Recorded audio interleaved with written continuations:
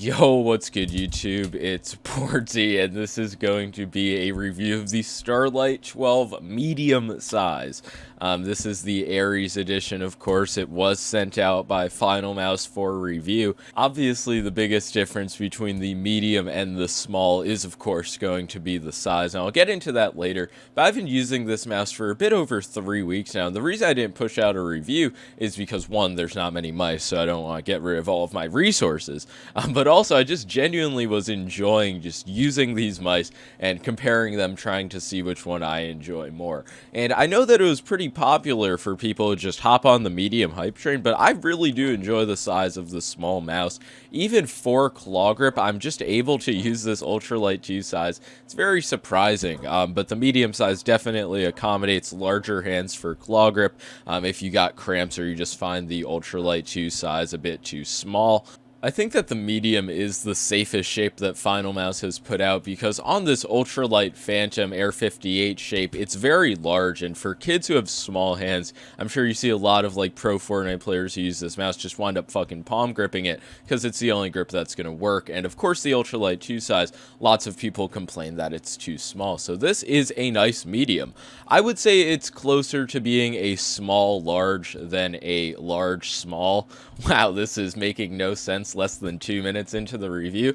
Make sure to like and sub for that. Also, I will go over the differences between these two copies because obviously having 2 out of 10,000 mice, you can really get an idea of the overall quality based on the 2 units that you own. So the first of these things I'm going to talk about is the click weight. It is just so much easier. I don't know how I'm going to be able to demonstrate this because I don't have a click gauge, but it is so much easier for me, or a force gauge, but it is so much easier for me to activate the left click on my small size than my medium, just because I've clicked it so many more times. I don't know when this ends, when the clicks stop getting lighter as you click them more, but I can definitely feel a difference. My medium's clicks take a bit more force to activate. They do have a sharper response. I'm sure as I use it more, they will still get a bit lighter, as I've mentioned, but yeah. Let's see, what is the number on this unit? Wait, fuck, I have it upside down. Okay, 1513 out of 2500. My unit did come with a build quality issue. Oh, shocking emoji. It was a bottom flexing issue. I thought it was side flex originally, but I actually got final customer support. After I mentioned the issue, Final Boy reached out to me and he told me that it was an issue with the screw tensioning and that I just had to tighten these screws up a bit on the bottom of the mouse. So I did that, and it has fixed the issues in normal use. Even after tightening it, if I still squeeze very hard, I'm sure you can see that it will flex a little bit, but in normal use when I'm claw gripping, there's no issues with creaking or flexing, and there actually was if I would put a lot of pressure before. So I'm happy that was an issue with an easy fix, but on my small, there's no flexing whatsoever, no matter how hard I squeeze. And the last thing I want to say about the build quality is on my small, obviously both mice are using the Ultim base, but there's not as much like flexing at the top of the Ultim base, while on my medium there's more flex at the top. So I don't know, it just feels like my small has an overall better like quality feeling in hand. But now I want to get back to the shape because I think this is a very good, very safe shape. It's kind of how I feel the Viper Ultimate should have been. This is a shape comparison of other medium-sized wireless, like high-end mice, you know. This gives you an idea of the profiles. You can see the like massive roundness of the Superlight, and I don't know how well you can see the flatness of the Viper Ultimate, but the flatness and the sides and the way they flare out on the Viper Ultimate, it just doesn't work with me for claw grip. Like, of course, I'm not gonna like play like absolute shit on a high-end mouse like the Viper Ultimate, but in terms of personal preference and what mouse just feels the best in hand, out of these three, it's pretty close between the Starlight 12 and the G Pro X Superlight. Also, unrelated to that comparison, but lots of people had been asking what grip tape do you get for the medium. Just get the same ones you got for the small. As you can see, it fits, and final drag click. Fuck, I lost my touch. But yeah, Lethal Gaming Gear, use code boardzy. I don't personally use these grips, but yeah. But getting back to the GPX comparison, after using the medium for a while, I can say that I prefer the mouse. It is around 12 grams lighter, but due to Logitech's weight balancing, or maybe due to the fact that that's not a huge amount of weight, the difference, it's noticeable, but it's not absolutely massive. It's not to the point where I'm like, yup, pay resale prices, you need this, fucking ditch the Superlight. No, the Superlight is an incredible wireless mouse, but this is even lighter. It's a better, I would say it's a better shape for me personally. The slightly lower button height, a bit narrower, shorter overall. I think if you do have a GPX, unless you have like super large hands and palm grip it, then I think that upgrading to the Starlight 12 could be like your endgame mouse at the current moment. Of course, everybody's preferences are different, but yeah, this is an extremely good shape for claw, medium to large hands. If you play fingertip grip, both the small and the medium are going to be great.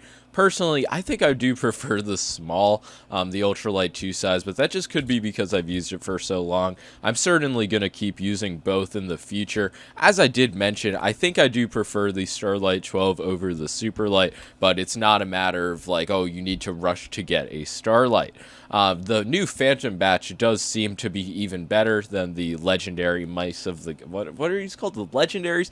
I don't even fucking know. It's so confusing. That reminded me. The paint job. It seems absolutely perfect. I'm not going to waste your precious time talking about the color of the mouse. That being said, this color looks really nice. My scroll wheel's close to the center, so I got that solid cosmetic QC.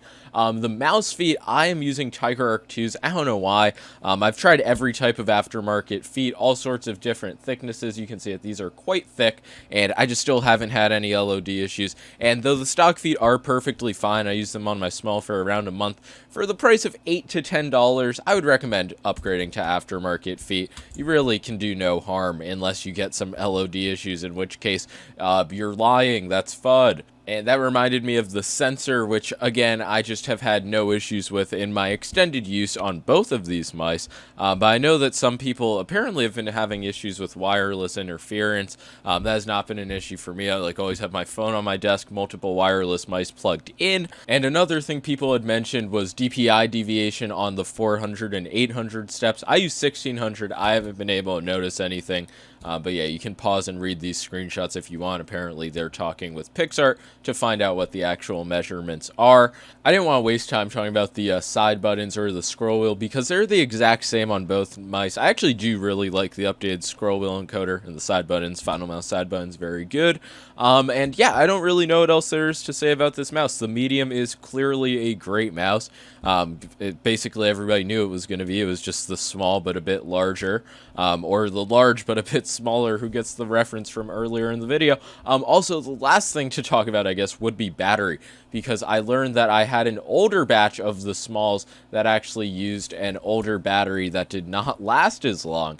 So I charged this the first day I got it, which was the 8th of July, and then it died on the 24th of July. And that is with the mouse always plugged in, always on. Obviously, it can't always be in use, but I never turn the mouse off and leave it on my desk, and it's lasting over 2 weeks in that scenario. So most people, I'd say you could get 2 to 3 weeks out of a charge, which is really good, and it charges in like 30 minutes to an hour, super fucking quick. That's really all I have to say about the medium. For the foreseeable future, this is going to be my main mouse. I will continue to use the small, and obviously lots of other top tier mice, but I don't see anything really dethroning this. I just don't see it. Obviously, the availability is probably the biggest overall complaint about these mice, so there is a date attached to the next drop for the Starlight Phantom. November 8th, that's when it's supposed to be. The mouse is going to be using Kale 8.0 main switches, probably going to be refined in other ways as well.